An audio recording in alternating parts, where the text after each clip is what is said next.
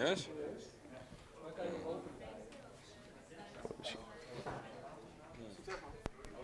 Good evening, everyone. I think everyone's here. Yeah, cool.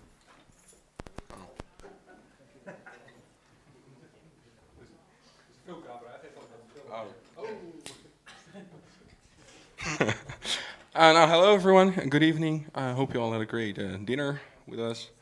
And well, I'm just going to keep it short. We're going to get started with Frederick Vanbrabant. He's going to talk about legacy code and why it's not as bad as you might think. Well, sounds promising. And after that one, we have Freek van der Herten, who's going to talk about handling media in Laravel, which, well, should be easier with the library that he and Spatie built. In between, we have a small stop, so you can go to the toilet or drink something. And if there's any question, just raise your hand. Well, I think we should get started right away. Does anyone have a question right now, or no? Then let's just get started. Well, power to you, Frederick. Cool.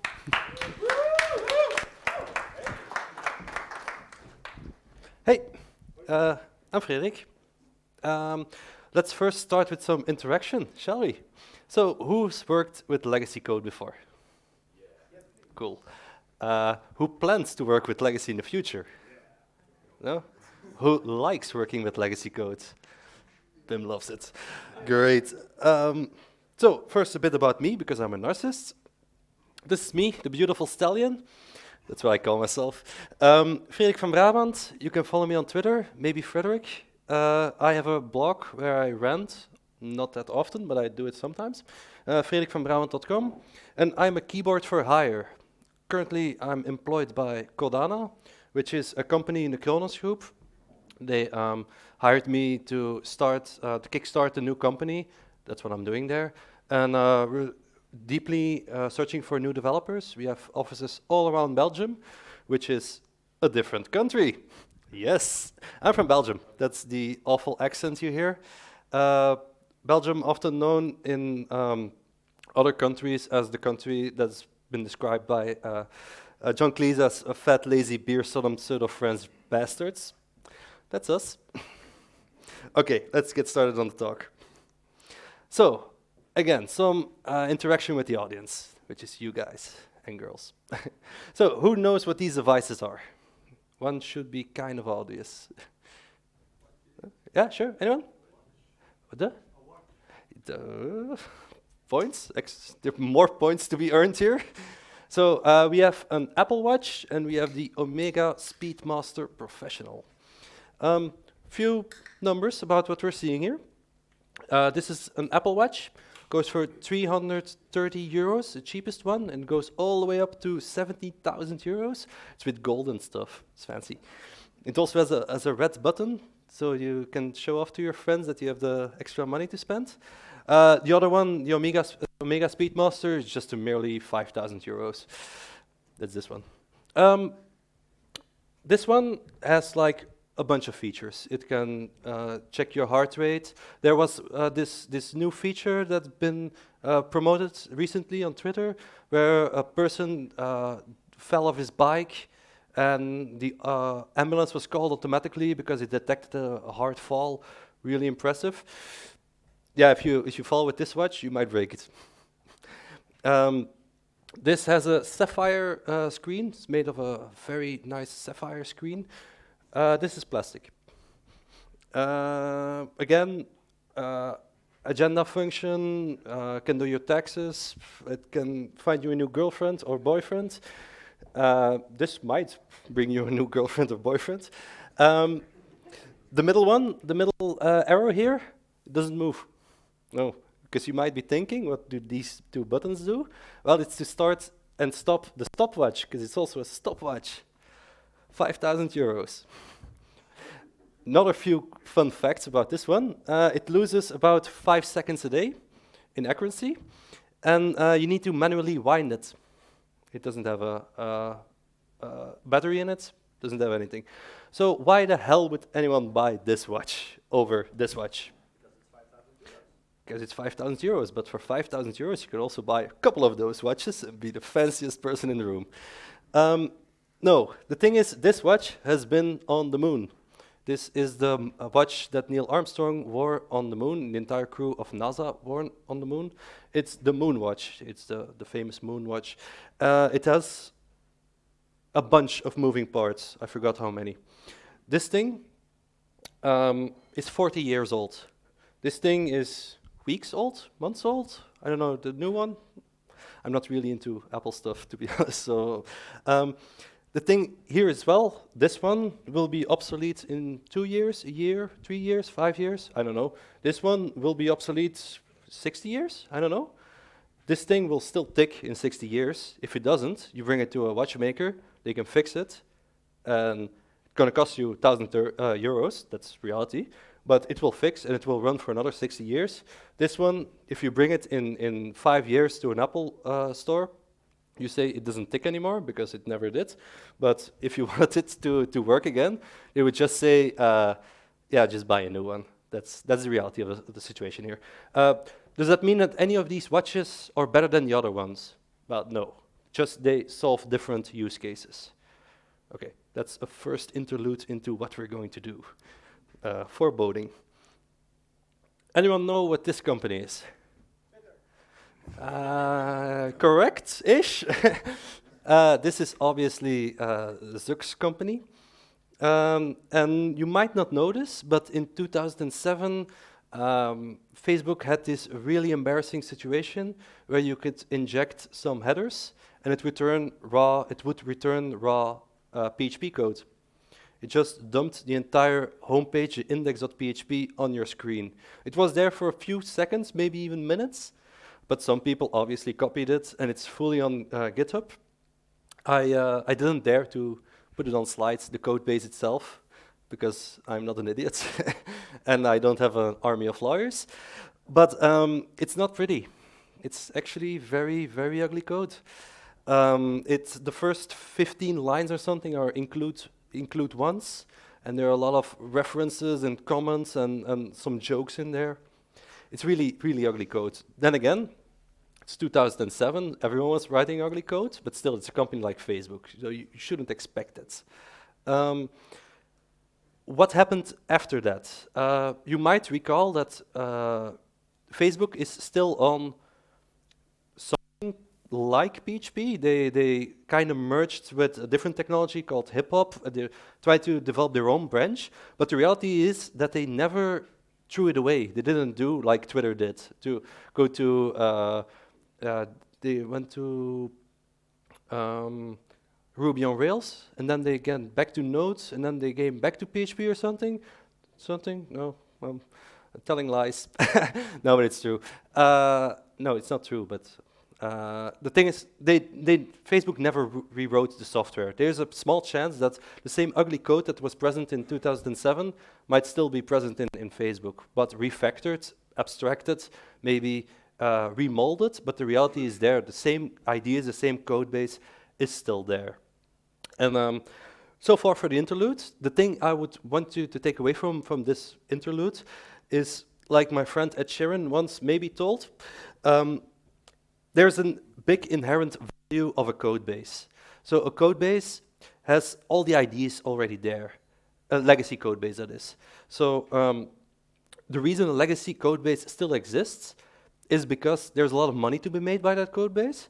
There are a lot of products there, there are a lot of customers there, and it's already, all the research has been done, all the pitfalls have been cleared out.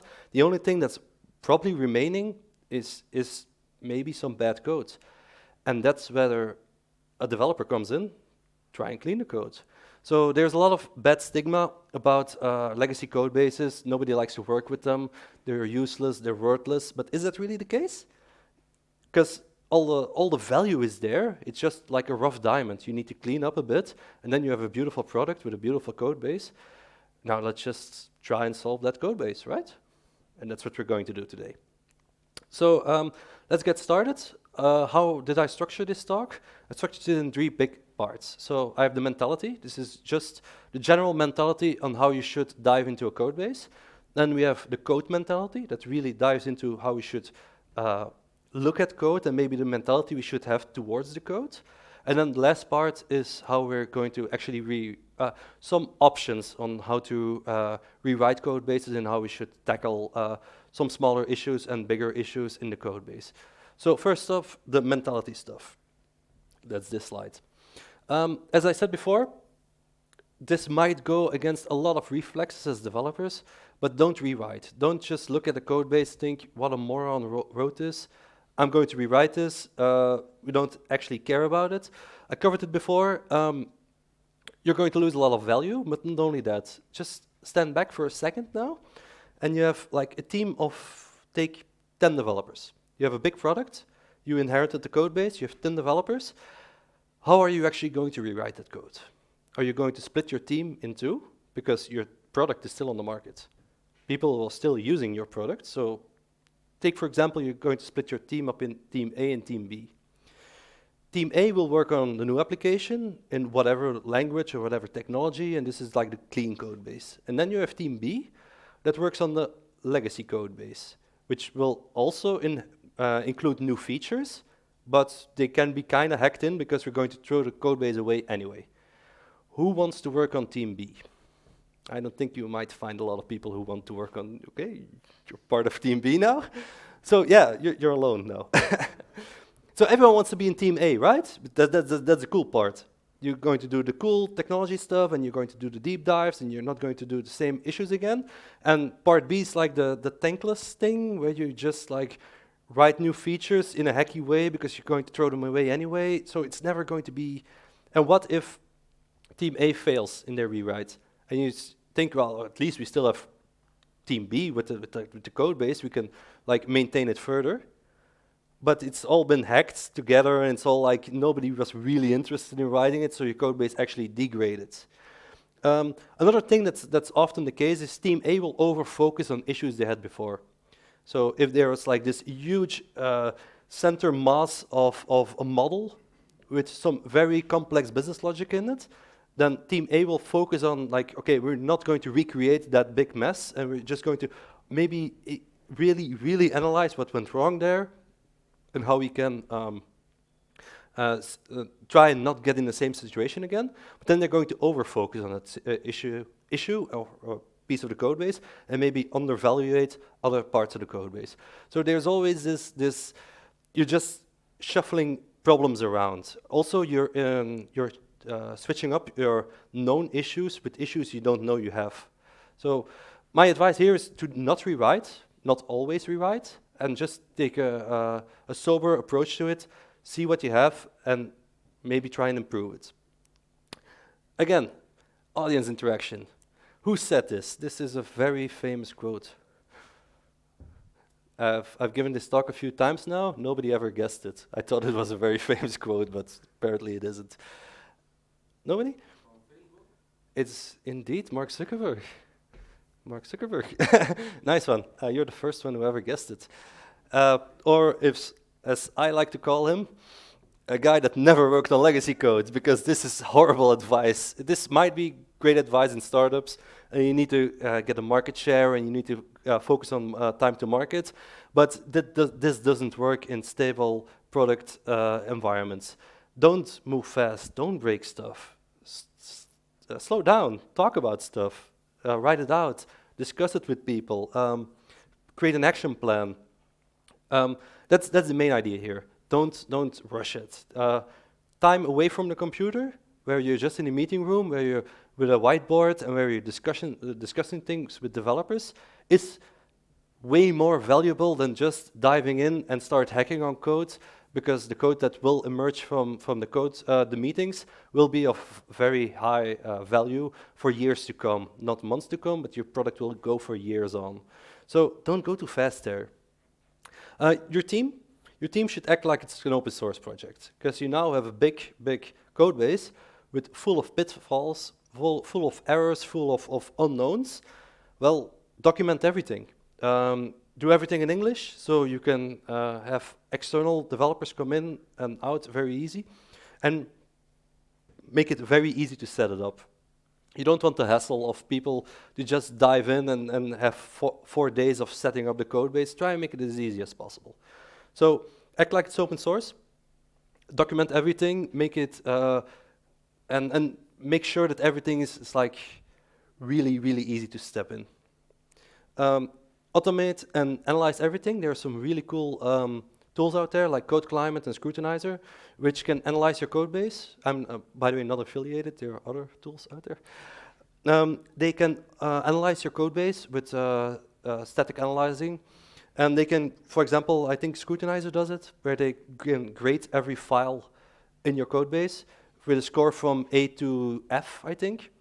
And this might sound very rough because your legacy code base will have a lot of Fs in there, which is a reality, of course. But it also gives your team a goal. So you can look at your application and say, okay, now everything is an F. We can work on this file, which is a horrible file. And at the end of the week or month or whatever, sprint, we can maybe get that F to a B or a C or maybe even A. And then you have this motivational curve going in your team. And if you do that long enough with your team, you can keep your team motivated to try and increase your entire code base from an F level to maybe an A level. Would be amazing, right? This might be a bit of a controversial one because I see it a lot. I see a lot of big code bases, legacy code bases. Maybe a single CTO once wrote it, didn't want to use a framework because he or she could write it so much better. Messed it up, left the company, now you're stuck with it. Your first reaction might be, okay, let's try and get Laravel in there because I know Laravel, and let's try and get it on that level, or maybe a Symfony or whatever cool framework is out there, and try and mold it into this structure. The reality is that's not going to happen.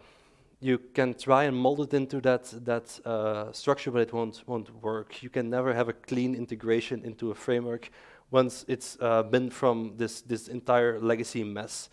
What you can do, however, is start switching out parts of it. Start thinking more in terms of packages and external libraries, and less into a collection of those libraries, which is a framework. So for example, if you have a horrible router in front of your framework, then you can maybe try and decouple that part and include like the Symfony router or the Laravel router, which is, I think, the Symfony router. No, Freek is not responding, so it probably is the case. So try and decouple things. Try and work in parts, and try as much as you can to like exclude parts which you aren't really critical to your system. For example, a routing system isn't critical to your legacy application. If you can drop that and replace it with an external library, you have an instant win there because you don't have to maintain that code anymore. You know it's battle tested, and you can just like evolve with it and have a bunch of extra features you probably don't need at this point, but might need in the future. So that would be a great approach, in my opinion. So legacy code is also stepping outside of your comfort zone. The thing is, a lot of developers think in terms of, a lot of developers who are really into greenfield applications think in greenfield terms. And legacy code base is something you might need to step a step back to really appreciate what's going on there. Because you need to think in different patterns, and all those patterns aren't documented at all. So I think it's really interesting to think about how can we decouple a router from a framework. Those aren't questions that come up in greenfield, but those are questions that will come up in legacy code bases. So it's really important to step outside of your comfort zone in that case. So I talked about, that was the first part, there was a general mindset. Now a bit more on the code mindset. Nice catch. Okay, code mindset. So these things are perfectly transported into general software usage, because the thing we'll see later on is that everything that's really critical in legacy code-based refactoring is also very, very useful in general programming. So this is a very logical one. Everybody knows this, not everybody uses it.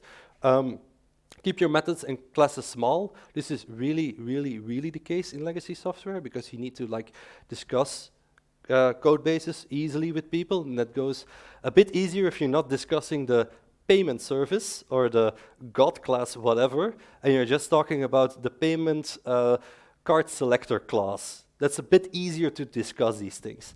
It also makes them very easy to replace. So if you have a very small class with an interface in front of it, and you can easily swap it out with another easy small class, then it's really, first of all, easy to review, easy to discuss it, and just easy to swap because it's just a few lines of code. Also, small specialized classes improve reusability, and this is something you're going to need a lot in your legacy code base, because legacy code base has logic duplicated all over the place. If you have small, I'm not talking about helper classes, but that might be a thing, but if you can extract those things to smaller classes, and you can reuse them all over your code base shrinks in size by factors. And if you can do that a lot, then your code base, which is a huge legacy monster, might become a smaller monster, a pocket monster, or something. Okay, so PRs and commits, keep them small. These are the atomic commit kind of idea. The idea here is that you commit very often. So change a line of code, commit it. Change another line of code, commit it. Extract a class from one location to another location, that's another commit. The idea here, why we want to do that, is because, again, legacy code bases, very complex stuff. If you want to do peer reviews and PRs and pull requests and stuff, you want to tell a story what you're doing. Because, again, everything is interwoven with each other. So if another developer looks at the code, they want to step through it and step through your mind process. Okay, this class goes to there. Okay, that file gets added. Everything is documented because it has a title in your commit, maybe a commit message itself as well, where you discuss your scope and what you're doing. So everyone can follow along. Everyone can see what's happening there. Not just one big pull request with one change. Moved some files and did some cleanup, and then 5,000 changes, everyone's just going to say, okay, that's okay, test pass, okay, whatever. So a thing that comes up here often is, what about broken state in my pull requests? And I'm going to go very controversial and say, that's okay. You can do that. Don't do it on the staging branch, don't do it on maybe a development branch, but if you have feature branches with broken state is, in my opinion, okay. As long as they're fixed before they merge into main branches. So, word of advice, this is my opinion, don't take it as a gospel. Goes perfectly together with code reviews. Code reviews, pull requests all have code reviews, or maybe if you don't do that yet, you should look into that. The great advice here is that you're going to train not only your team in coding practices, but also code discovery. Legacy code bases, a lot of moving parts. You might be an expert in some parts of the code base, you might not be an expert in other parts of the code base. So if you discuss it with each other, if you do code base reviews with each other, then you might get some expertise in other parts of the application, which is very, very valuable. I've worked at a company that had a dedicated senior developer that only did code reviews, and everyone had to send the pull requests to him. He reviewed it and then sent it back if it's okay to merge. I think that's a horrible idea. I believe that everyone should do code reviews with each other. So a junior developer should be totally okay to review senior code. Senior code can review obviously junior code. Meteors can do whatever. Juniors can review other juniors' code. If that's the case, I might suggest that maybe a senior takes another look at it. But at the end of the day, if the test passes, the test passes. So, but maybe do another review then. Who's familiar with pair programming? You like it? Yes. Okay, it's also a bit stressful sometimes. Not everybody is as social as you would want, but that's more of a thing where you can interact with each other and maybe grow into it a bit. So pair programming, anyone, any experience in mob programming? Do you like it? Yeah, really? Okay, yeah. I've heard some mixed reviews about it, because I've once heard a story about an intern who was the driver in a mob programming session, and the team was very vocal, and the intern couldn't really follow along, and it was a really stressful situation, which can be the case. But again, you should be all pretty adult about it, and try and like make everybody at ease, and just try and focus on the code base, and not try to focus too much on ideas. Just move forward there. Again, this is junior senior stuff, junior stuff. It's all intermingled. It's all free love there. Okay, cool. I said it before. Great insights. Legacy code bases really accentuates this. So this is the part we're going to move on to the next chapter, which is the down to business part, which is the cool part. Again, before we really dive into the code, maybe some steps to like start and think about how are we going to do this. Okay, first of all, get your build, git, and deploy under control. Yes, we're not going to use a version, we're going to use git. That shouldn't be a surprise, but it's legacy code, so who knows? Why do you want to get this? That's your first step. Well, the first few steps are all about creating a safety net. You want to be able to fail. You want to be able to make mistakes. And once you make those mistakes, you want to be as quick as possible to solve them. If your deploy takes an hour to deploy, that's an hour downtime you have, an hour that your production might be broken and burning. You want that fixed as soon as possible. So that should be your first major task. Try and get your deploy as smooth as possible, where you just use one click, and ideally it's up in like a blue clear state in like 5 minutes tops. That should be ideal. That said, we're talking about legacy code bases. This might not be as realistic as you want. So it's something to work towards. Also, the Git stuff, if you don't have Git currently in your application, or you're using Subversion at this point, I would suggest before you go into refactoring that you look into switching to a more modern solution, which would be Git in this case. That's what I would suggest, at least.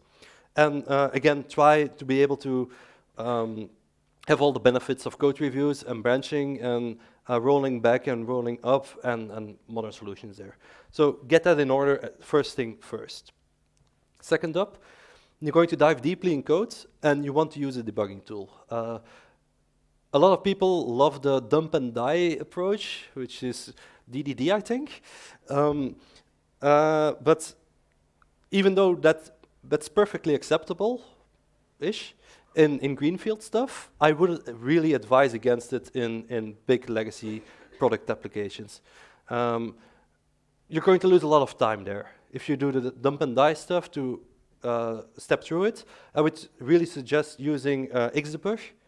Other solutions are out there, to have as much information at your fingertips as possible when you're stepping through applications, so you can analyze the value of your request, the input of your variable, all at the same time, which is, if you're not really familiar with Xdebug, there are a lot of tools, there's a lot of documentation out there.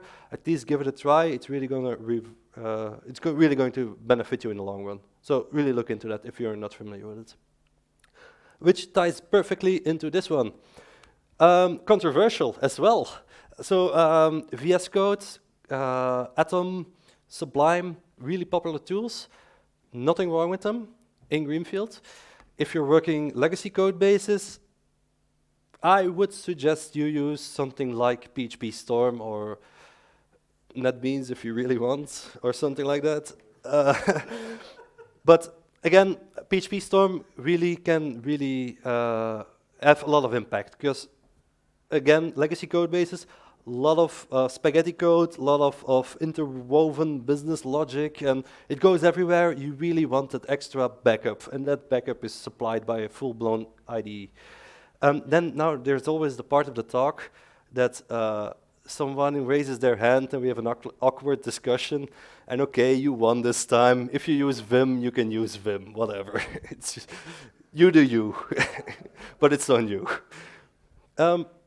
Okay, actually writing code now. Going to start with tests. There's no time for tests. It's not scoped. Yada, yada, yada. We heard it all before. You're in legacy code bases now, you're going to write tests, and you're going to write a lot of them. So your first few months will be just writing tests. In legacy code bases, you want that safety net. Again, those first few steps are all about creating a safety net. You can't refactor code like this without tests. So how are we going to start writing these things? We're going to use end-to-end tests. What that means is we're going to simulate a request and a response and maybe look in the database. So it's really far from the outside that we're going to work towards the code base itself and see what happens on a large scale. These are very, should I put it, low input, high reward kind of tests, but you're still going to need to write a lot of them. So write these all around your test base, try and cover as many use cases as possible. This is also a great part to include some managers there, maybe project managers, maybe even higher up managers, whatever, and maybe rediscover some things you might not know what your application can do. So how does the payment flow actually work? Really, do we also do that and also do that? And is that actually a rule? So you're going to discover a lot of value actually writing these code bases, which marketing will be very happy to hear. So they can push untested codes onto customers. Write them as soon as possible, write them as many as possible. The more you have, the better quality they are, the more benefit you're going to reap here. As I said, work outside in as well. And I have some cool diagrams to show you what I mean. This is your legacy code base. These are the tests you've been written for the past month now. And this is the shiny layer of new code you want to write. You might see there's a problem here. This part. You have old legacy code bases, which has God classes, service classes, God models, those kind of things. And then you have here your repositories and your event sourcing and all your cool stuff. I'm exaggerating now, but I might not be.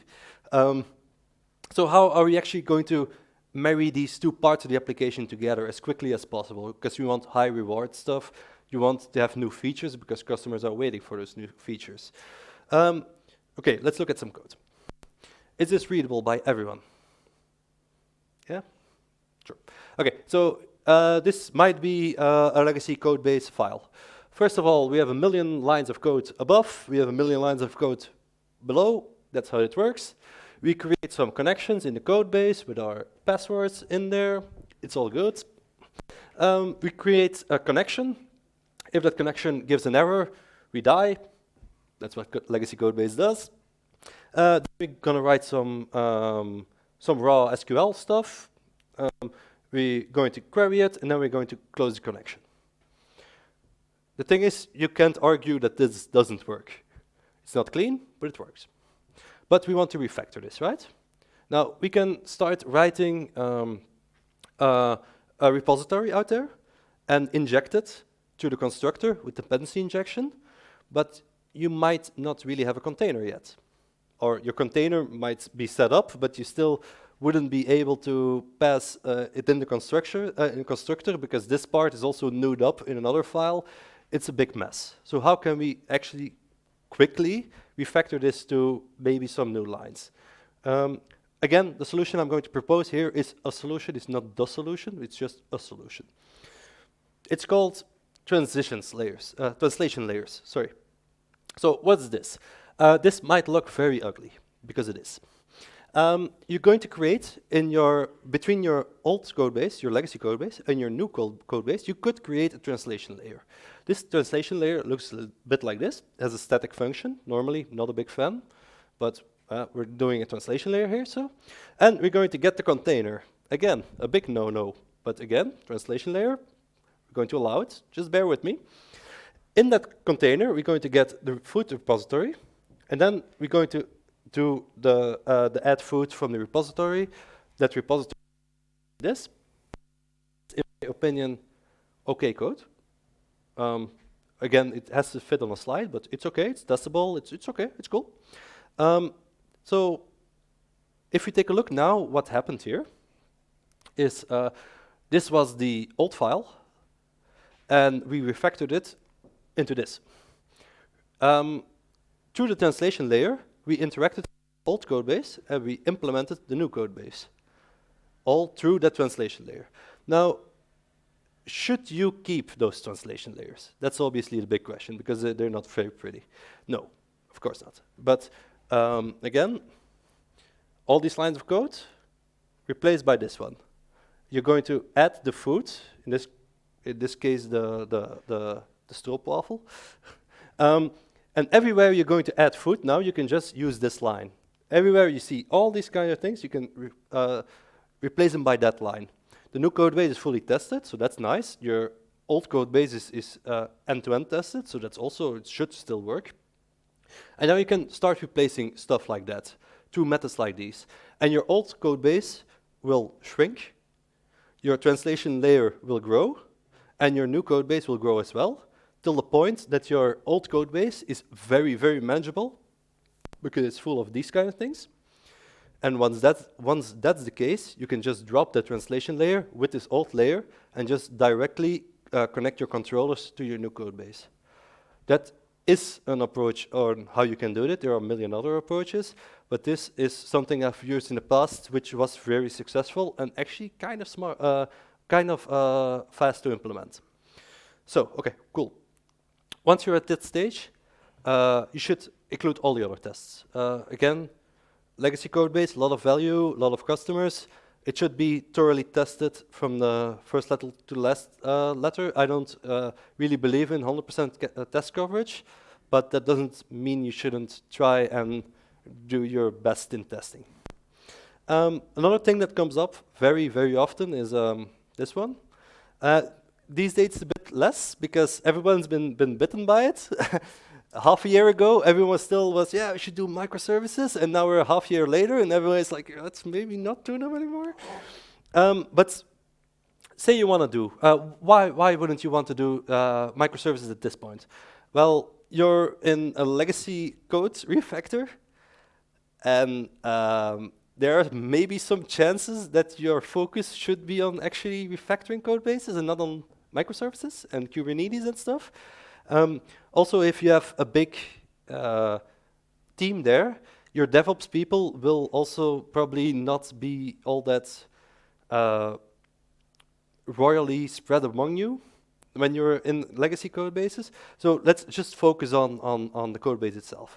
But what if you actually really need those like microservices?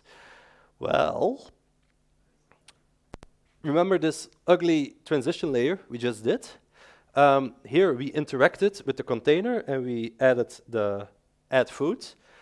You could drop this part and you can make a post request to your microservice and you're done. This is an extra benefit of these transition layers, that you can just swap this part and directly interact with microservices from your legacy code base. Really fast, really easy, and it's really versatile, actually.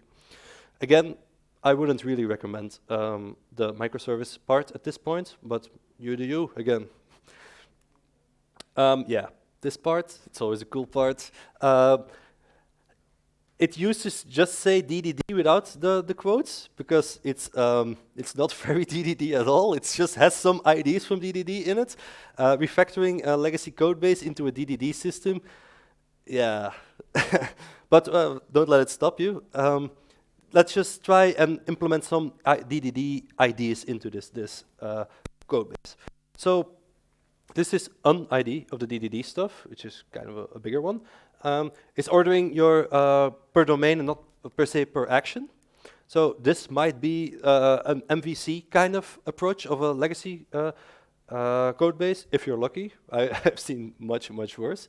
So here you have your controllers, they're all there. Your models, they're all there. Your validators, if you have them, they're all there. Transformers, cool for your API stuff, or your maybe some level. And the idea here could be to switch it up to something like this. What are the benefits of doing this? Some very smart people might notice that we're not doing the domain application layer stuff yet. We're just ordering through domains with the exception of the HTTP layer.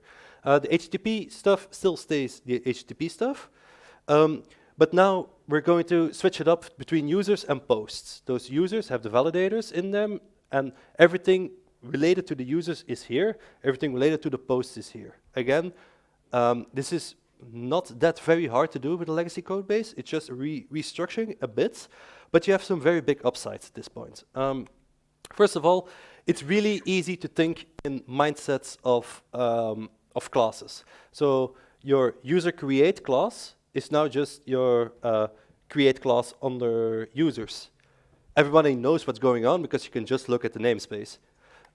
Also, you can switch up your teams now. If you have a big team, say for example 30 people, you can put your user team on the user namespace, your post team on the post namespace, and they can just focus on that small part of the application and switch up the application like that. Have I told you about value objects before? No, because I haven't. So, this is a repository. It sets teacups. We have an amount, we have an ID, and we have a code base. Now we're going to have a user controller. We have the constructor, user repository injected, dependency injection, super cool. Repositories don't shorten your names of variables. That's a very bad habit. I do it because I don't have a lot of space on my slides. Injected, private, we're going to update it, set teacups. Interaction with the audience. How many teacups and which was the user ID? Anyone? We pass a user ID and we pass an amount of teacups here. What was where? What, sorry? You know, what the problem is with this talk, they always get it right. And I never can prove my point. But you're right. The amount was first. Yeah, but do you want that gamble in your code base? That's a big question. I know IDs these days, again, PHP Storm, cool. They can just put it there like the amount was here and the user was there. But what if there aren't any doc blocks? What if there are not any code hints? You're working legacy software, right? So it might not be always be there. And also, if you put it wrong, if you put an ID, which is an integer in this case, first and then the amount, then you're going to give a wrong order to a wrong customer, which is actually a big, big no-no. And your tests might catch it, they might not catch it, but really, do you want to have that risk? I don't think you don't want that risk. So, again, very, very small part about value objects. It goes a lot deeper than this, but this is a nice use case of them. Is if you, for example, replace your user IDs with a value object called user ID. And now you type hinted it, so you can never, first of all, you can never include the integer here, so you are probably always right here. Also, that user ID can have a lot of value in it itself, because it's a value object. In this case, it's, when you create a user ID for your user, you can still pass it as an integer if you want to use integers in your database for maybe some legacy purposes. Then you can do some validation on it. So you want obviously that your ID is bigger than 0, because otherwise it's an invalid ID. You can set it so you can always get it from there. You can do some toString stuff if you want. Some magic methods. Some people like it, some people don't like it. You can do get UID if you do the CQRS stuff where you can translate to a new database, so you can switch over from integers to UUIDs in the future.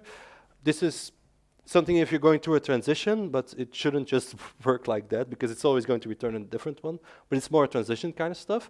So you can do a lot of things with these value objects, and it gives a lot of extra security there and a lot of value for you. So, okay, cool. We worked a bit through the mindset of a code base, the code mindset itself, how you should treat your code, and some very, very first and quick wins maybe when refactoring code bases. So this leaves us with the idea that we're a legacy code developer, right? No, of course, maybe you are, maybe you're not, but this is just the base stuff. Code bases, legacy code bases, for example, definitely are very complex creatures. None are two alike.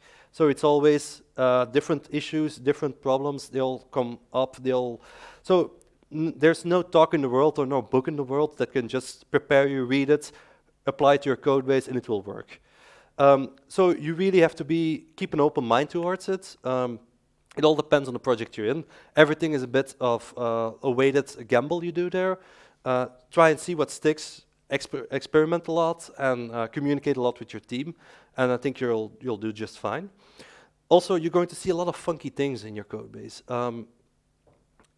That's something that often comes up. So you might be looking at a huge file, and you see some really, really stupid things there. You might think to yourself, holy, what was that developer thinking? You can just quickly, easily swap that out, those 5 lines of code, and you can just replace it with 1 line of code, and it's really, really dumb code. Yeah, sure, it can be the case. But don't be so hasty with that stuff, because it's legacy code base. Developers looked at it. Developers aren't really all that stupid normally. There might be a lot more going on than you just might think. Nothing is documented, so just don't throw it away blindly. Just look at it, and maybe there's some workaround that's been used there. There might be some issues, maybe some server limitations, maybe some file limitations. Those might be legacy stuff, then those problems might not exist anymore. But just don't throw it away quickly. Just try and dive a bit deeper and look at it really objectively and think, why would the developer do something like this? Why was this implemented in the first place? Sounds like a lot of efforts, and I'm not going to lie to you, it is, but it's really valuable. So you're not going to throw some edge case hack away and try and resurface it in a few weeks. So the cool part about this thing is also you can blog about those things. You can learn a lot about maybe how PHP works, maybe how the application works. So those are really valuable things. That leaves me to tell you some stuff about you can read. Whoa, that was some harsh language. Some extra resources you can dive into. So I have a few cool books for you. I don't have them with me, but you can look them up yourself. Modernizing Legacy Applications in PHP. It's a book by PM Jones. PM Jones is a bit of an interesting person, but the book is really, really good, and yeah, I'm going to leave it at that. Working effectively with legacy code for Michael Feathers. Michael Feathers is an absolute hero in the programming world. He has an excessive tome about writing with legacy code bases. It's really good, and we should really, really look into that. I discussed about switching out the framework IDs and replacing them with packages. The League of Extraordinary Packages are really extraordinary. They're really good packages. You should always look into them. Also, the official Symfony ones, and yeah, just look at packages, to be honest. There's a lot of great stuff out there. Dive into it. I don't know a single company that produces a lot of great quality packages out there, but there might be some out there. Who knows? So, okay, cool. That was me. Thank you so much for listening.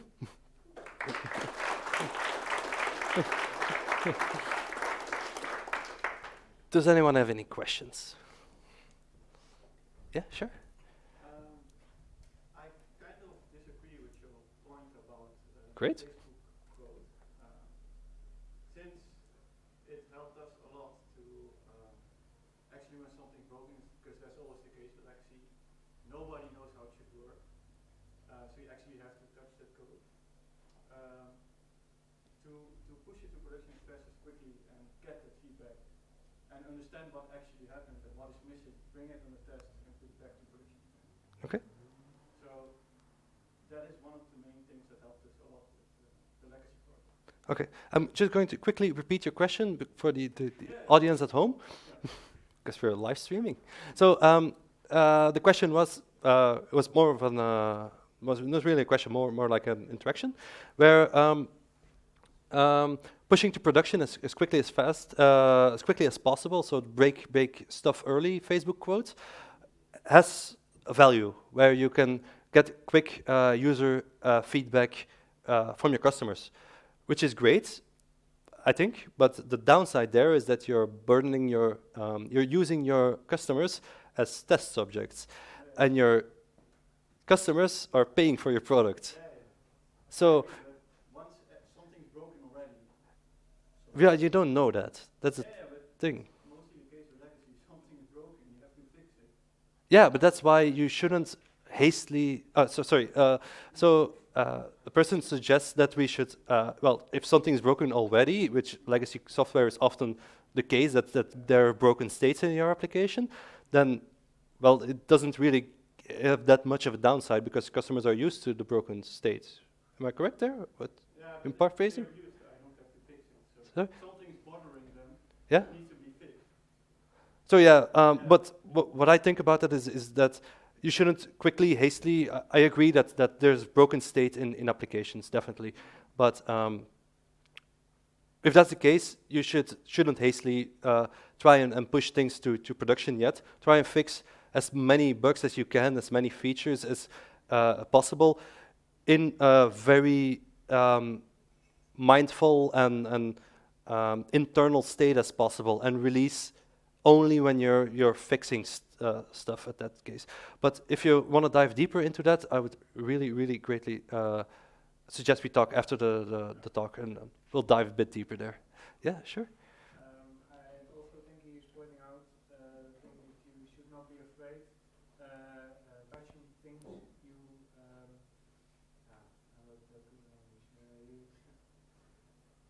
you're not certainly what's going to happen. So if you're afraid you do nothing, is also a downside. So that's I think what he means. Then you should touch it.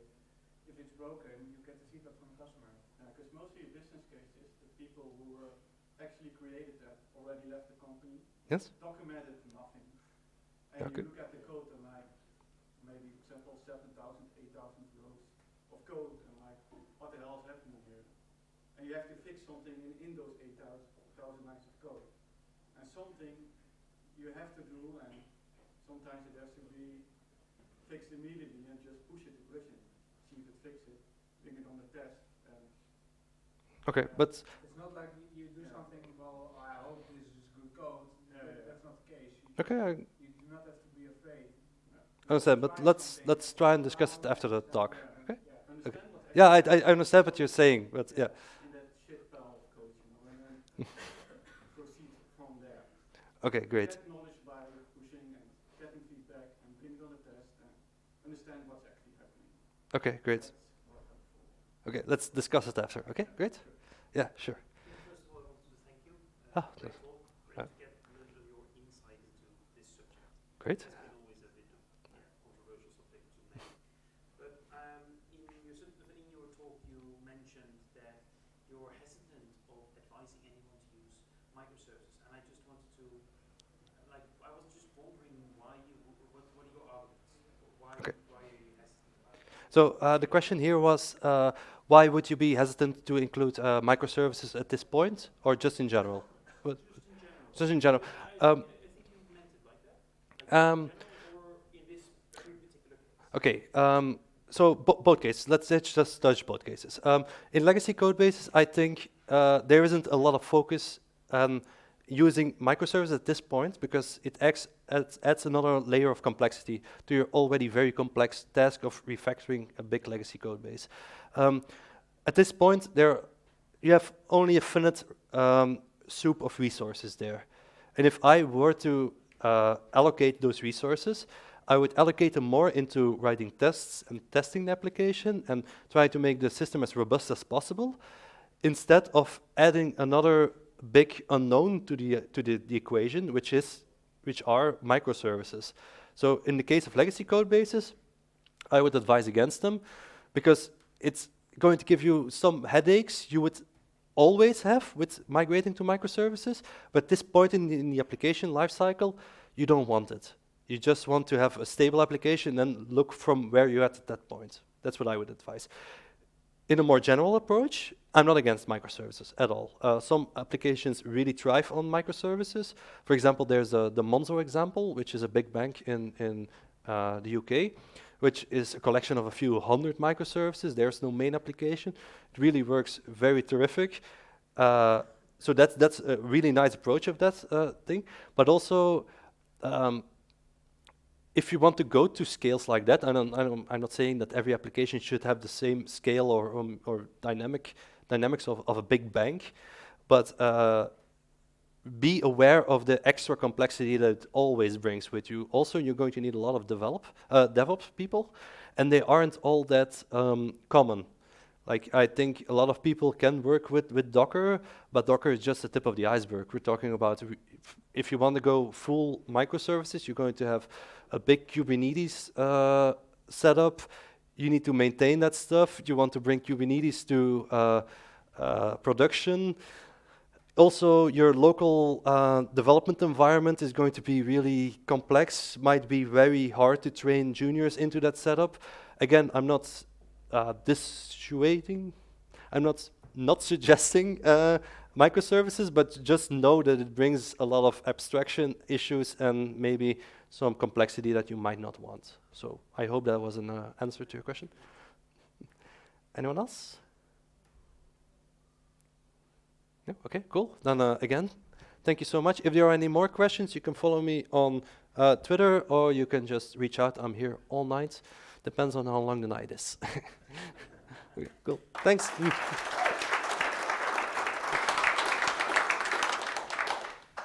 Well, thank you very much, Frederick, for your really cool talk.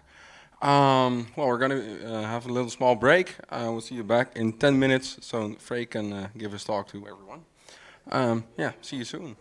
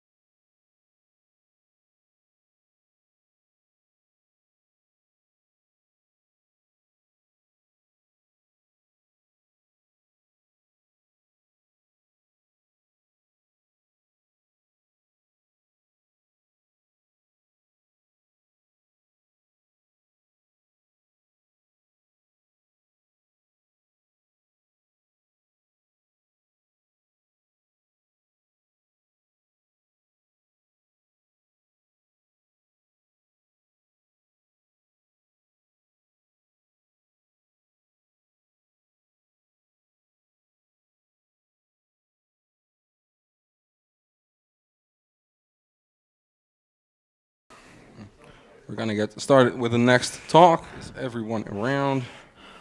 I think some people might be outside. Well, we're going to get started with the next talk from Frederick van Herten about his media library and handling media in the Laravel app. Well, I'm just going to keep it short. Well, good luck, Frederick. Thanks. And well, power to you. Right. Good evening, everybody. I'm going to talk about a package that I made a few years ago and I've continuously worked on. And it's a package that can handle media, all kinds of media in a Laravel application. Now, to get a little bit of lay of the land, who here uses Laravel? Aye, some people. That's good. So for the Laravel people, I hope that that you will like it. I hope it will be useful in your projects. And to the ones that don't use Laravel, just steal some ideas and port them to your favorite framework. So I'm Frederick van Herten. I'm a partner and a developer at a Belgian company called Spatie. Like many of you, I am on Twitter. My handle is Freek Meuse. I am active on these places, spatie.be, which is my company. I recently launched a new product called Flare, which is an exception handler for Laravel applications. I also run an uptime checker called Ode, and I have a blog, freek.dev, where I talk about Laravel and modern PHP development. Now, before heading into the wonderful world of media, I want to say a few things about open source software. At Spatie, we create a lot of open source software, and we have a big list of packages on our company website.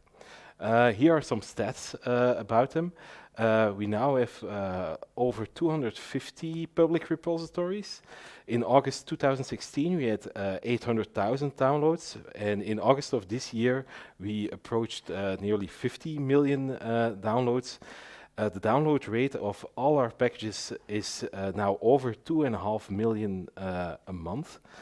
And if you want to know the story about how and why we built those packages, I've written it down in a blog post on my blog. Those packages, they are not free. They have a special license called postcardware, which means if a package of ours gets into your production environment, you are required to send us a postcard. And all the postcards that we get, they get published on our website as well. Who here uses some of our packages? Hey, some people. Now hold up your hands. Now the ones that send us a postcard, you can put your hand down. Okay, you are busted. So you should send us a postcard. Okay, let's talk about media. So what is the problem? Now, in lots of applications, you have like you have an upload functionality. Maybe your user needs to upload an avatar. Maybe you need to upload some reports. Maybe a blog post has some images and so on. And you have to solve a few problems. Where are you going to store it? How are you going to retrieve it? How are you going to optimize those images? Because your user can maybe upload something that's 4000 x 4000 in dimension, and that's maybe a little bit too much for an avatar. How are you going to optimize it? And it's not a very hard problem to solve in PHP. You can do image manipulations, you can store files there, you can put some functions to retrieve the paths of uploads. But it's a little bit of a boring code to write, and you need the same things in every project. And I've done this in manually in a lot of projects. But I noticed that I did it a little bit different in every project, and which makes switching to projects sometimes a little bit a little bit harder than it should be. So after a while, I thought, hey, this is a problem that I have in every application. So I thought, let's extract this to a package that I can use in multiple applications, so I have the same API everywhere. If there is a bug, I can just fix the bug in the package, and it's applied in every project that uses it. Now, what can the media library do? Very shortly said, it can associate files with eloquent models. So you can have like a blog post model, and you can associate a few images to that blog post, and we have an easy way to just, if you have the instance of the blog post, to ask, hey, give me the images that belong to these blog posts. It can also group media into collections. Maybe you don't only have like images, but you also have like some sort of downloads for the blog post, and we have methods where you can just get all the images and get all the downloads separately. It can also convert your images, so if your user uploads a big file, we can make a small thumbnail of it. And if you want to work with very large files, maybe you don't want to store them on your server, but on S3, the media library can do this for you. We use Laravel's file system abstraction for that, so we can write and read from any file system that Laravel supports. It can also optimize converted images, which means if a user uploads something, there's probably a little bit of metadata in it. We just strip it. We apply a little bit of compression on it, so it's a little bit smaller. We also have custom image generators, which means the media library itself, it can convert images and PDFs and make thumbnails of that. But maybe you want to upload a Word file, and the media library doesn't know how to create a thumbnail of a Word file. You can easily add your own image generator, so you can create the thumbnail yourself.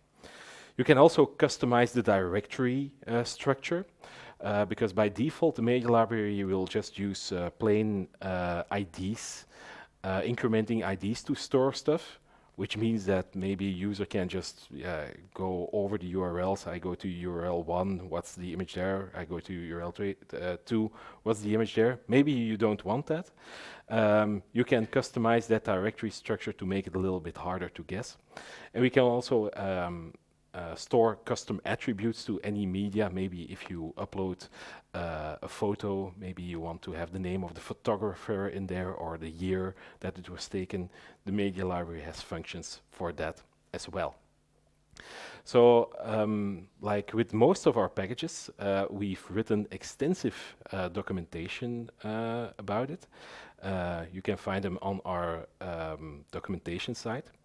The package itself is or has become quite popular, I should say now. It's been downloaded for more than 1 million times, and in the last 30 days, almost 100 times. And the popularity is still growing, so people seem to like it. But I can babble a lot about it, but I want to show it to you. So I've prepared a little demo application where I've already installed the media library in it. I have here a route file with a couple of demos, and I'm going to just visit every route so the demo gets run. So in this demo, I have only an article model here, and I'm going to toy around with that article model. I've already prepared it a little bit, so if you want to associate files with your model, you need to implement that has media interface and apply the has a media trait on your model, and that's basically everything that you need to do. So let's start with the 101, what we can do.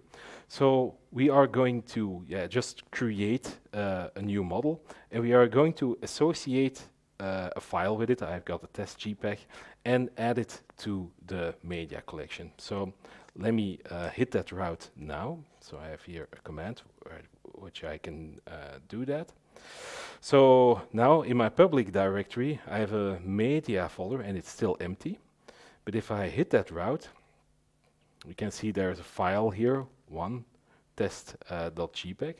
And if we take a look at the database, it's now empty. But if I refresh, you can see that there's some content in it. So in the database, we have a media table here.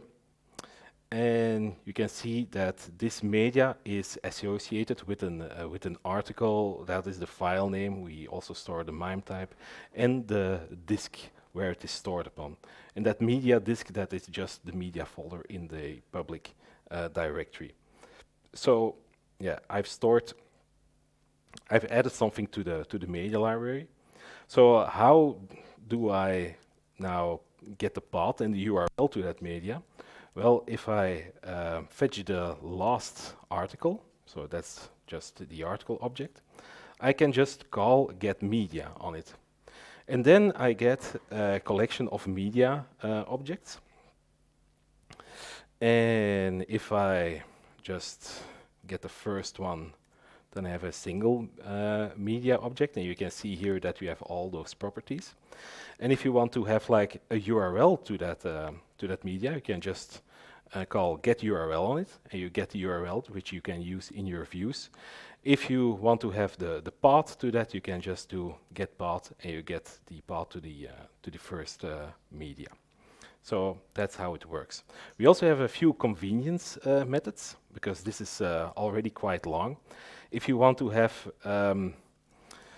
like the first media URL, then you can just type that first media URL, and then you get the URL to the first one, because we've seen that a lot of times you want to work with a first thing in a collection. So that's the 101. We've associated a file with an eloquent model.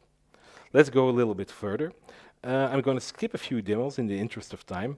Here I've just added the media that's coming from a disk. But if you have an upload form, if you want to store something that the user has uploaded, we also have an add media from request method, and then you can just give us the form element name in which your upload was performed, and then that will be added to the media library. Okay, I've said that there is support for different collections. So let's use that now. Oh, gotta click here.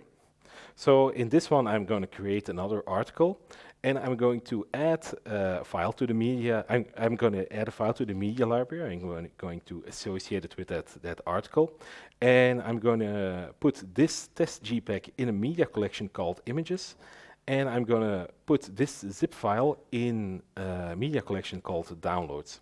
So if I hit that, this is using collections. Then if I take a look in the public directory, I now have two more files here in the database. I'm not going to make this bigger, but you can see here that we have two more rows here, and I'm going to make it a little bit bigger. The last one is in downloads. If I now fetch the latest article, and I'm going to get the media, then it's empty. Why is that? Because if I don't give an argument to get media, it will get us the default collection, which is like the collection without a name. If I want to have like a named collection for those images, then I just have to type it here, and now I get the images collection where that JPEG is in. And here we have the downloads collection where that zip file is in. And also for this we have convenience methods.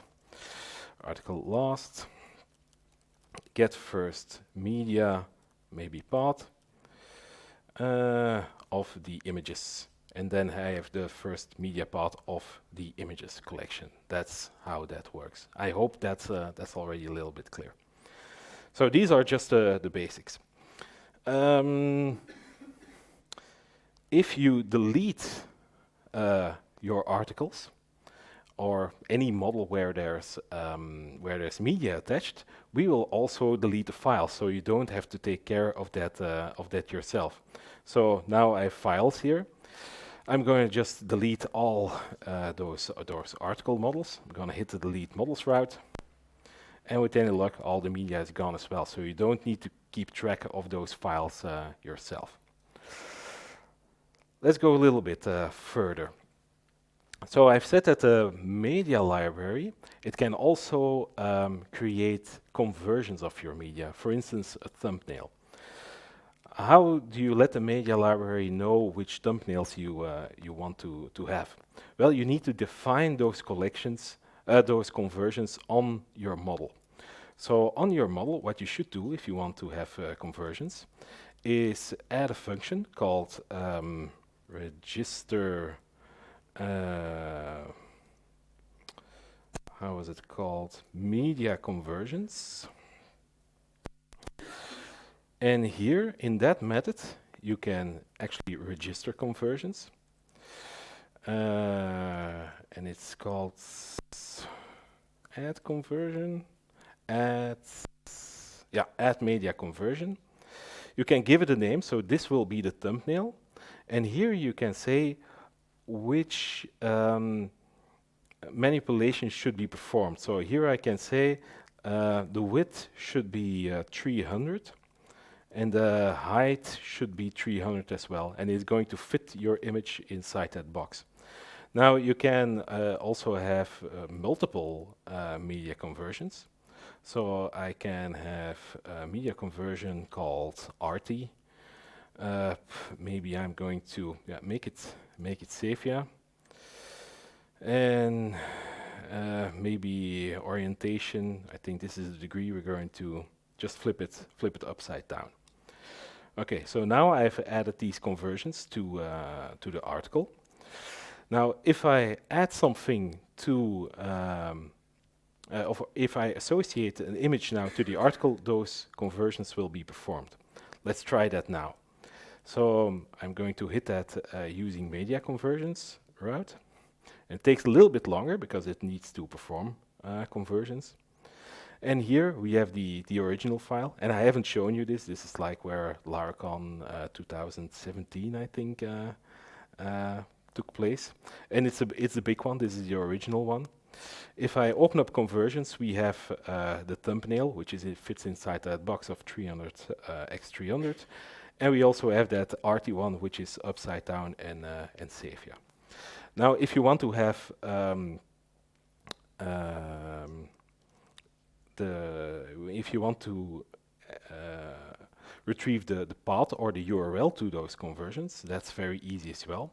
So I'm going to get the last article again.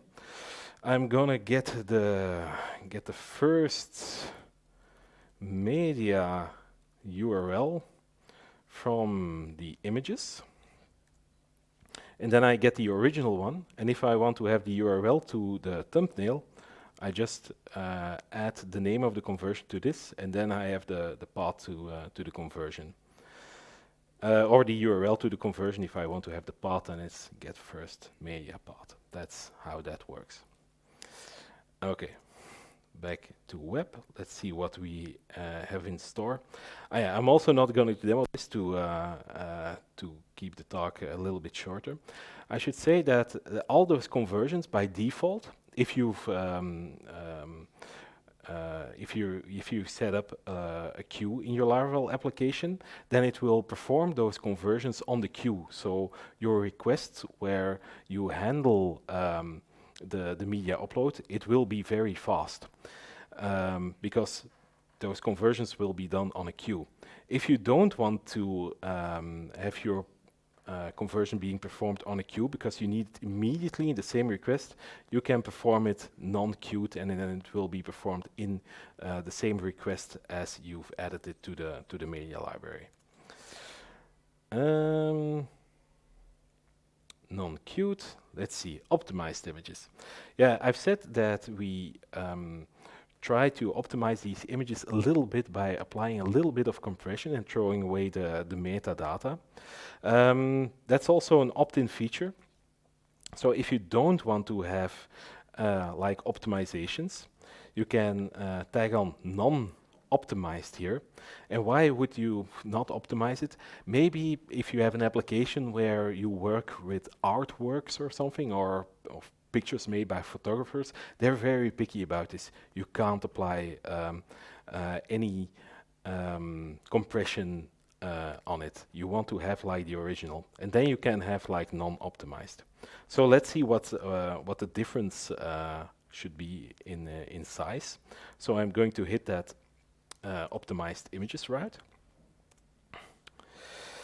and let me take a look. So this one, it was optimized, so it's 18 kilobytes, and this one, it's a little bigger. This was non-optimized, so you can see that by default we shave off a few kilobytes, and it's basically if your picture is a little bit longer, we can is a little bit bigger, we can shave off more. Let's go to the next one. PDF conversions. If you add a PDF to the media library, it can create a thumbnail of that as well. Yeah, let's see how we can customize the path, because this is what I explained in the beginning. By default, we will just use the ID of the media that is stored in the database to create those paths, but maybe you want to keep that a little bit hidden. In the config file of the package media library, there's a key called path generator, and you can put a class in there that is responsible for generating the paths to your files. I've already prepared one, which is generically called path generator.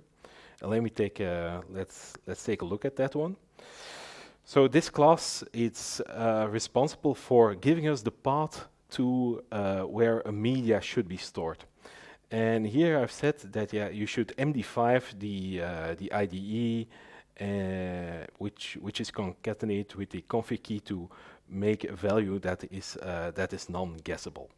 So with this path generator in place,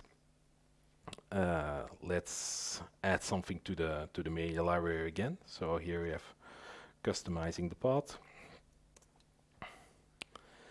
And if I go take a look at the public directory again, there should be something here with an not easy to guess value. And if let's see if this is right. So this, I can lose this, I think.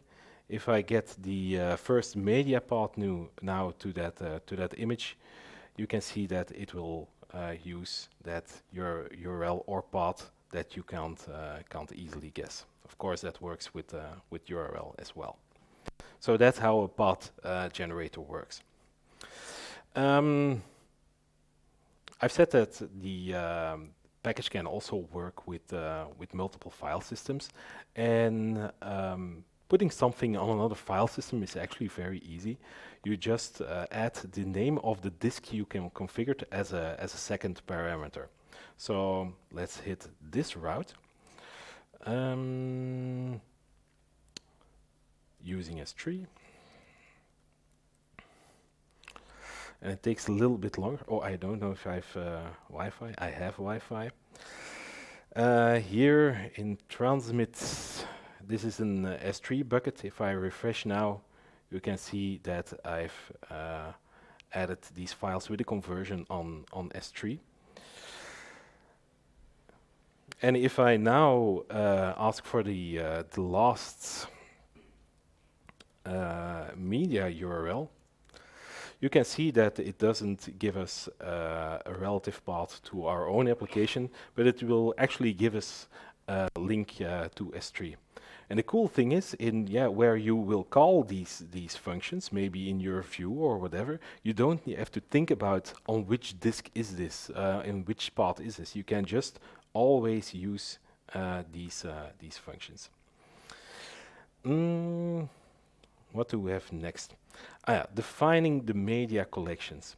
So a media collection, up until now, it has just been like a string, images. But you can actually add a little bit of behavior to what should happen if something is added to a certain collection. Let's demonstrate that. So I've shown you that you can register media conversions, but you can also register media collections. Register media collections, it's this one. And here I can add a media collection called, let me take a look in the demo, big files. And I'm going to say that if I add something to the collection big files, you should use the disk S3. So I don't need to specify that in another part of the code. So here I'm not going to add S3 in there because the media collection already knows that it should put big files to S3. So let's see if I'm not lying. So defining media collections.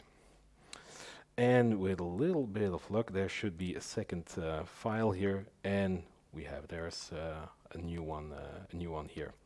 Now there's some other behavior that you can add to a media collection as well. You can say that it's a single file collection, which is pretty interesting. This means if you put a file into an empty media collection, it will put it there. And if you put another file in there, it will just delete the one that it wasn't there and add the new one there. In which situations can this be handy? For instance, an avatar. Probably a user only has one avatar. And if he uploads a new one, we should be able to just delete the older one. And with a single file media collection in place, your other code in your controller just doesn't care about this. Just add it to the media library and the old one will be deleted. There are also some other functions in here. Accepts file, which accepts a callable. This is a while since I've demoed this, so I hope it's just file. Yeah, it's file. And here you can just return a boolean. And here you can inspect like the name size. The size should be smaller than this amount of kilobytes. And now I've restricted this. Now I've put a size limit on which kind of files, which size they should have on this media collection. That's how that works. Back to the routes file. Downloading a file. Now, how should you download a file back to the browser that you've uploaded? Well, it's kinda easy. In this demo, we are going to create another article. We are going to add some media to the media collection.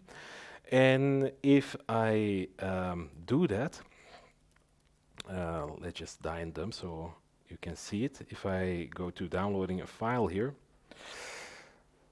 then you can see that it's just a media collection here. There's nothing downloaded now because I've put in the DD.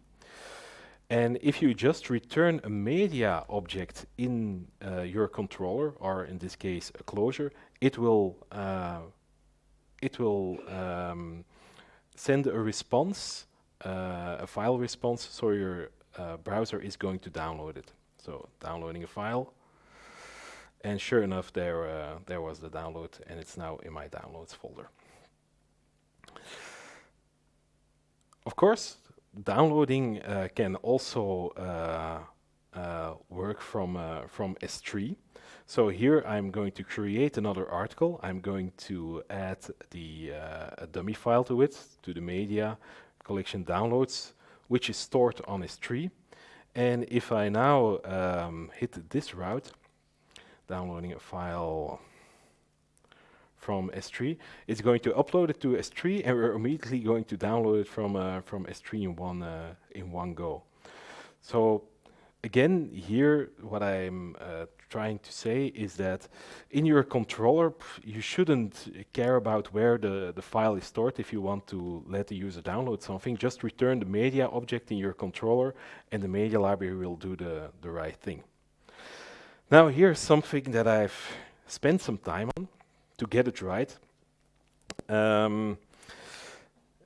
Imagine that your user wants to download multiple files in one go.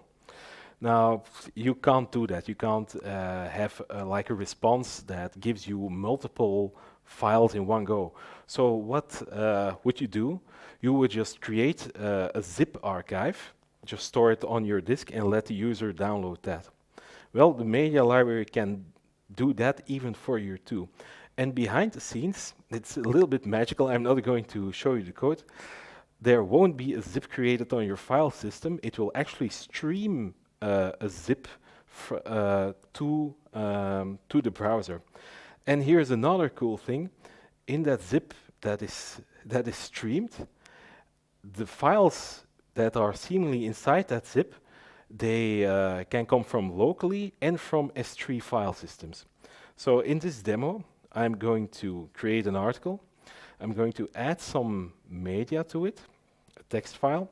I'm going to add another media to it, but this one will be stored on S3. And then I'm going to return a media stream with this name, yourfiles.zip, and I'm going to add media into it. And which media I'm going to add into it?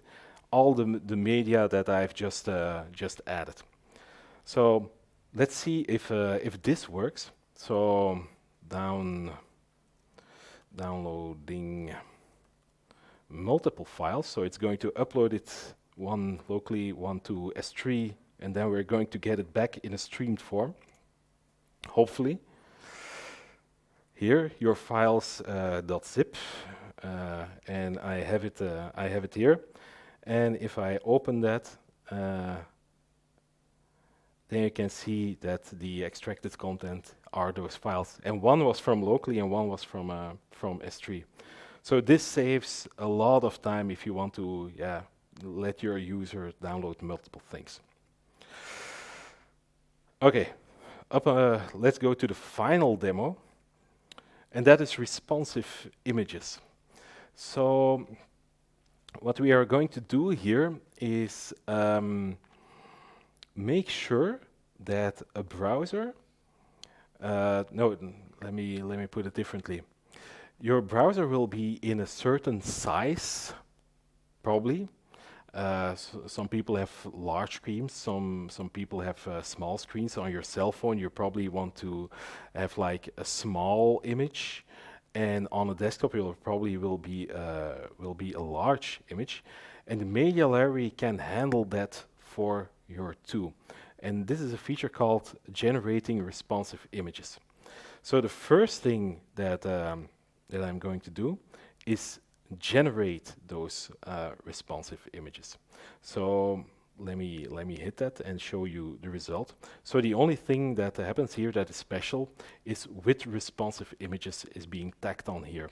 So I've created another article. I'm going to add some media to it with responsive images and add that to the media collection. Okay, let's just hit that route, generating responsive images. And this takes a little while because there is a lot of files being generated. And I don't know which one it is here because of that path generator. Let's just reset the demo and remove that path generator for a minute. So this one can just go back to null. And let's, I think it's demo, yeah. Generating responsive images. And now it should be easier for me to track where it is, just one, yeah. So here we have our test file, which is 2000 pixels x851. I have my conversions, but I now also have these responsive images. And you can see here that we have a lot of versions from this. We actually have an algorithm here in place that predicts that each one of these variations is 10% less file size than the previous one. So we have a bunch of images generated now. So let's see what we can do with this. I'm going to go back to the web, and I'm gonna see what those images look like. So I'm going to retrieve the media here, and I'm going to pass it to a view called showing responsive images. So let's see what that looks like. And you can see here that we see that beautiful hall. And if you looked very carefully, then you could see that there was, maybe I should make my network a little bit slower. Let's pretend we are on fast 3G. We make it a little bit bigger and smaller again. If I refresh here, then you can see there is a blurred version here first, and we replace it with an image that is exactly the right size for this screen. So that blurred image, it was generated by the media library as well, and it's actually inside the HTML. let's take a look at the HTML here.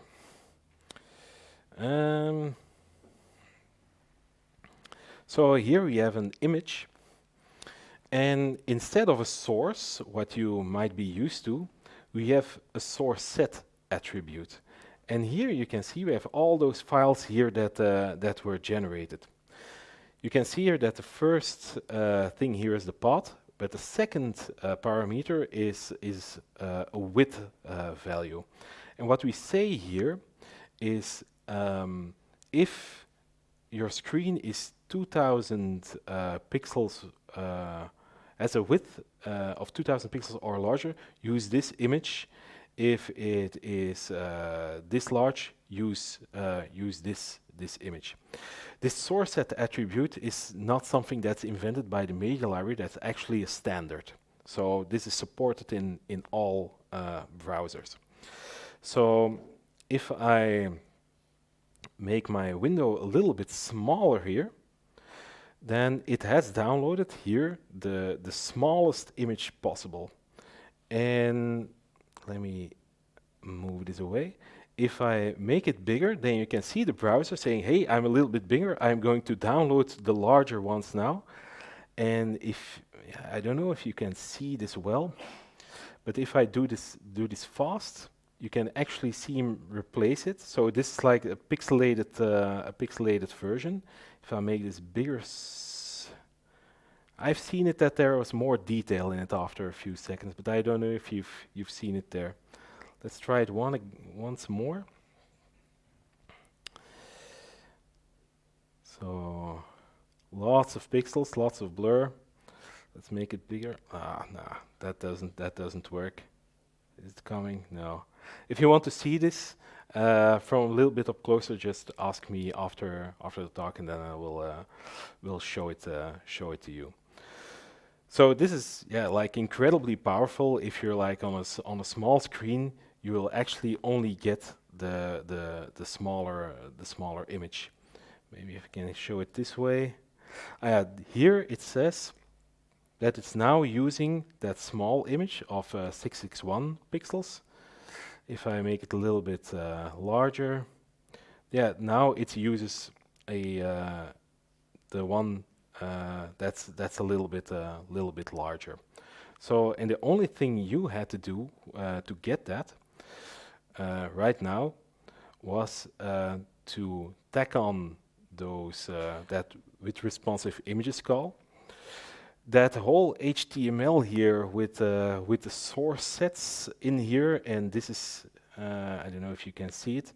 This is a serialized version of that blurred image. It's also in that HTML. Let's see what you need to do in the view part to accomplish this. So here I've had a view showing responsive images. Let's show you how you should build up the HTML for that. Showing responsive images. And actually you don't need to do a thing for building up that HTML, just outputting the media object, and it will output all that source set and blurred image magic for you. We use this by default on our postcard page on our site. Let me show it to you. I'm still in fast 3G, so if I go to our postcard wall, you should see this in action, that you first see like the blurred images. We can already show you something. And after a while, after it has downloaded, it will show you the more detailed version, but it actually uses like this the version that is perfectly for this size. I think if I go down, you can see it again. You can see that you have the blurred versions first. So that's how that works. Okay. Let's go back to the presentation. Let's start to wrap things up. So I've shown you a lot of functionality of the media library. Actually, everything that I've said is also in the documentation, so take a look at our doc site. I also recorded a little demo if you want to see some of this again. And of course, the media library is open source. You can see the entire source code of it on GitHub. We have some future plans for the media library. We're currently working on some JavaScript components. Those JavaScript components, they will help you upload stuff to the media library, and also handle everything that is in a media collection, so you can easily build a UI for that. And we think we can release that in the first quarter of next year. So I've been babbling the whole time about this package, so you might think, yeah, he's made that all by himself, but that's not true. I got the help of these wonderful human beings to help polish the media library. So that's all I have for you. I hope you liked it. If you have any questions about the media library at all, just approach me after this talk, or maybe there's time for a Q&A now. So let's do the Q&A. Are there any questions? Yeah. Is there something you can do to couple the model to the database? You mean to have like The namespace and the model type? you mean like the morph map thing? Yeah. Yeah, you can just use morph maps. Okay. You can actually, yeah, it's just a supported standard.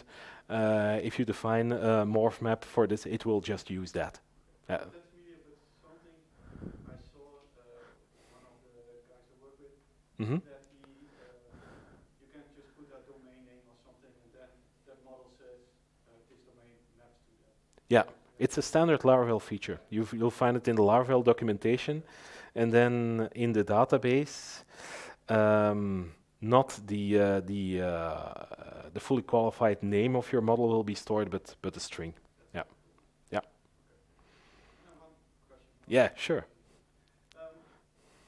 When you resize your browser window, Yeah. if I saw correctly, it's waiting to actually load the image, right? It's not spamming the browser with images. Well, it will actually. Let me show you that again. It's this. Was it this one?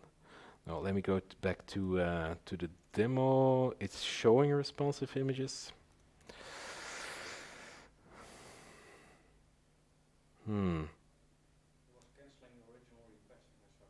Yeah, I wanted to show you that, but if you drag very fast, it will actually cancel requests. Yeah, yeah. We didn't do anything about that. That's just the browser and the HTML spec doing that for us. More questions? Yeah. When you said by default the uploading is done, is put on the queue. Yeah, the conversion is put on. Conversion is done. Yeah. When I do that and immediately show that image, Yeah, then there's a possibility that it won't be there, right? Is that what your question is about? so it's and can you handle it? Yeah, you can handle that. Let me show you how. If you have if you're building like an admin interface and you want to have like a small image that is in that admin interface immediately, you can just create an admin thing and you can say, hey, this conversion, don't put it on a queue, do it immediately. And then you immediately know after that request is done, the image will be there, so there will not be a broken link if you show it immediately. Yeah. When I upload, for example, a huge file and going to resize it to all the responsive images, then it might not be possible to do that in one. Yeah, this mixes. If you have like a media conversion that is not queued, then this is the only one that will not be queued.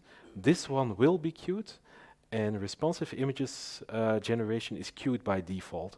So it's only this one which you need in your next request which will be not put on the queue, and all the rest will be.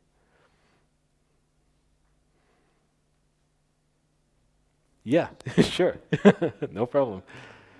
Show the example of returning the media as a response Yeah. from S3. Yeah. But is it still possible to when you're streaming by your own web server to the browser, I assume, or Yeah. directly from S3? If you, I think it's, I don't know for sure. I think it's locally, it's directly for sure. For S3, I don't know. I have to check the source code. It's been a while. Yeah, oh, two at the same time. Okay. When you echo the media collection in the view, you basically output the HTML. Is there a way to add a class to the image field? Yeah. Let's see if I can show it very quickly to you. The place where that each HTML is generated, it's actually a view here. I think it's responsive images, and here everything is being rendered, and you can just publish these views, and you can add stuff here. So this is how you would customize the HTML that comes out of a media object. Right. I got two questions. Yeah, sure. Support for private files. So I have some file that must not be public available Yeah. because I'm a user and only admins can show that zip file. Anything? Let me think. It's a little bit in the same water as the question we had earlier. Does the download get streamed, or is the link directly? If it is streamed, then that's my answer. Just put it on S3. Just don't make it locally, and then the server will just is the only one that can stream it, because you can't get to it publicly. I think that will be the way. The second question is about the zip process. Yeah. When you want to download collections. Yeah. What's the performance of that? Because you said it will be created directly and no writing to disk. Yeah. The performance is actually great. Then everything will be streamed through the server. We've not seen many CPU spikes because even though it's called zip, there isn't any compression being applied at all to it. So it's just adding the start of the zip, then the files, then the end of the zip, and it's just a stream going down through your server. But there isn't actually any big processing taking place. So I haven't took benchmarks of this, or extensive benchmarks, but I would say it's actually very, very performant. Yeah. My personal experience is that if you have large collections, Yeah. for instance 100 images, Yeah. you get CPU over memory issues. Yeah. Yeah. This is only meant for like smaller things. If you have like big media files, then I suggest you manually just create a zip file and put it somewhere there. So use that and not this. I've actually never used it with more than 20 files or something. Yeah, you're a pro user.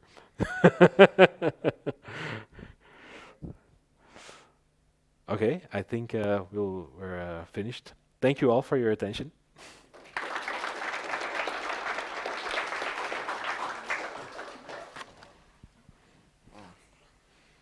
Thank you very much, Freek, for your talk. No problem.